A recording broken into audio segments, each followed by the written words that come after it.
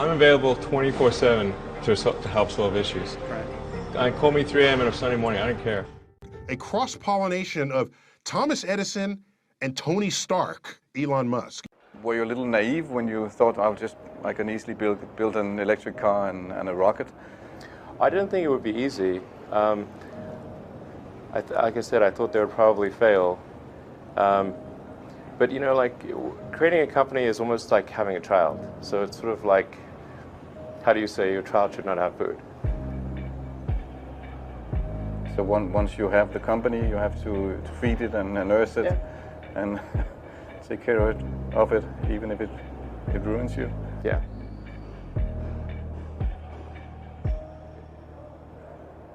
But suppose there were some tough times in 2008, end of 2008. How did you get through that period of crisis? Yeah.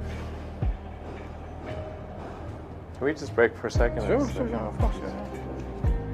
You want to wait a little while? Yeah, I sure hope it was worth it. Sure hope so. Sure hope it was worth it. It's everything. And I was borrowing money from friends to pay the rent.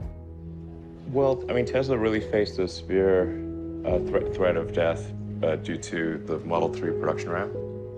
Essentially, the company was bleeding money like crazy, and just if we didn't solve these problems in a very short period of time, we would die. And it was extremely difficult to solve them. How close to death did you come? Within single-digit weeks.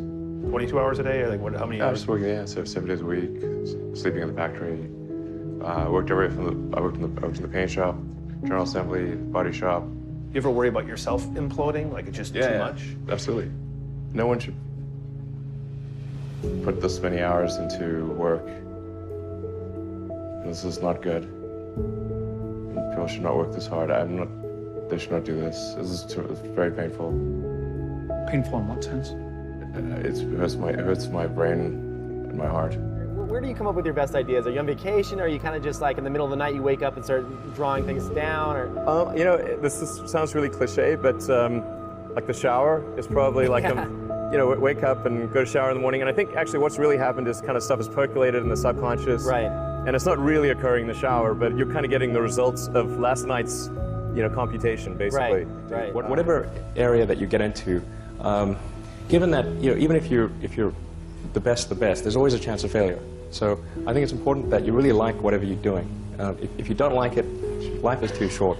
You know, I'd say, and also if you like what you're doing, you think about it even when you're not working. I mean, it's something that your mind is drawn to, and if you don't like it, you just really can't make it work, I think. When you had that third failure in a row, did you think, I need to pack this in? Never. Why not? I don't ever give up. I mean, I'd have to be dead or completely incapacitated. Starting a business, I'd say, number one is have a high pain threshold. That's it. There's a friend of mine who's got a good saying, which is that starting a company is like eating glass and staring into the abyss. Okay, that's generally what happens, because when you first start a company, there's lots of optimism and things are great, and then so happiness at first is high. Then you encounter all sorts of issues, and happiness will steadily decline, and then you'll go through a whole world of hurt. And then eventually, if you succeed, and in most cases you will not succeed, and Tesla almost didn't succeed, came very close to failure. Then if you succeed, then after a long time you will finally get back to happiness. I think too is you've got to make sure that whatever you're doing is a great product or service. It has to be really great. And I go back to what I was saying earlier, where if you're a new company, I mean, unless it's like some new industry or new market that, if it's an untapped market, then you have more ability to, the standard is lower for your product or service. But if you're entering anything where there's an existing marketplace against large entrenched competitors, then your product or service needs to be much better than theirs. It can't be a little bit better, because then you put yourself in the shoes of the consumer and they say, why would you buy it as a consumer? You're always going to buy the trusted brand unless there's a big difference. So a lot of times, you know, an entrepreneur will come up with something which is only slightly better. And it can't just be slightly better. It's got to be a lot better.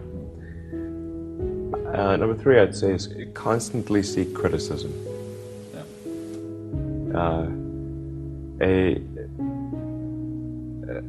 A well thought out critique of whatever you're doing is as valuable as gold. And you should seek that from everyone you can, but particularly your friends. Usually your friends know what's wrong, but they don't want to tell you because they don't want to hurt you. So lift you up, sort of. yeah. So they'll say, oh, I wouldn't encourage my friend, so I'm not going to tell him what I think is wrong with this product. Yeah. It doesn't mean your friends are right, but very often they are right. And you at least want to listen very carefully to what they say. And to everyone, you're looking for, basically, you should take the approach that you're wrong. You know, that you, the entrepreneur, are wrong. Your goal is to be less wrong.